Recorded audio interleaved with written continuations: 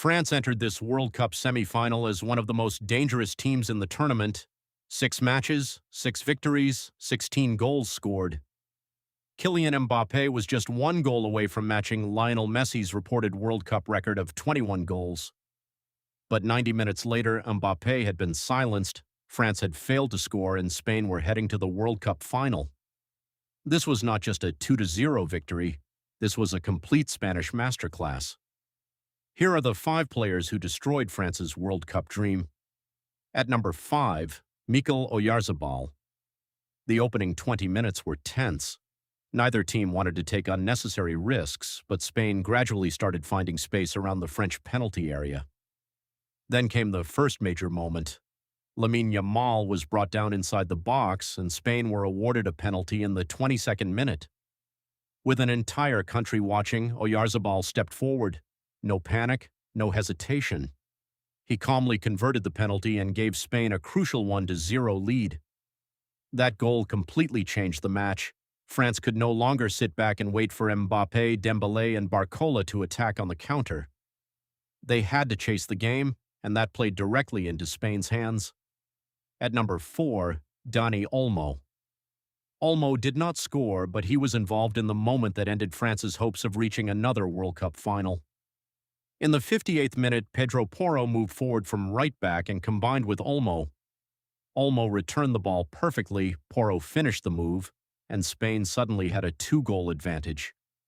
It looked simple, but the speed of the combination gave France's defense no time to react. Olmo constantly moved between the midfield and defensive lines, creating uncertainty for France. Should a midfielder follow him? Should a center-back step forward? France never found a convincing answer. At number 3, Fabian Ruiz.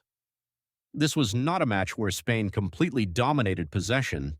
The possession was almost equal. Spain had 51%, while France had 49%.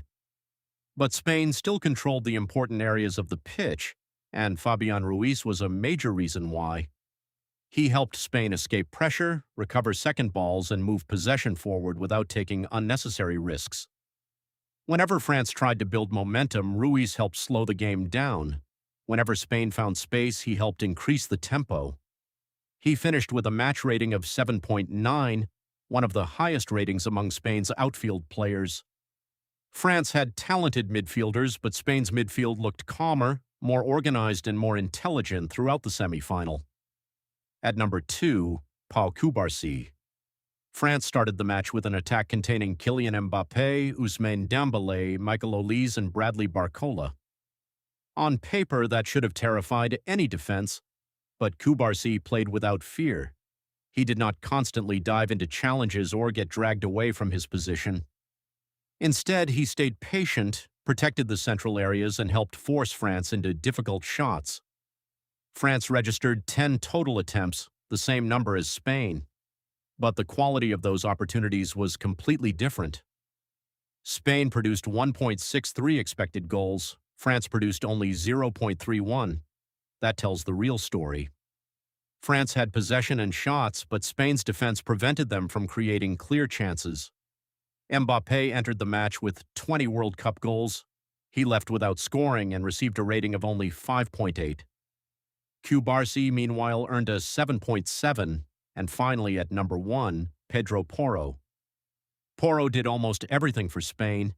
He defended against one of the most dangerous attacks in world football. He constantly offered width on the right side, and in the 58th minute, he scored the goal that effectively sent Spain into the World Cup final. Porro started the move himself, played a quick 1-2 with Dani Olmo, and finished the chance to make it 2-0. From that moment, France looked defeated. They introduced Doué, Cherki, and Theo Hernandez, but Spain remained organized.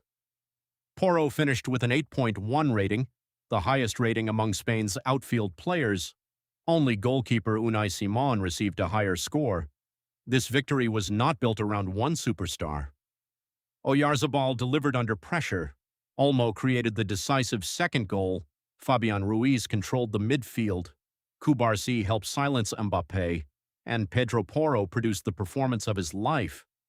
Spain defeated France 2-0 and booked their place in the World Cup final. But now comes the biggest question: Can Spain complete the journey and become world champions? And who was your player of the match? Pedro Porro, Pau Cubarsí, or Unai Simón? Comment your answer below.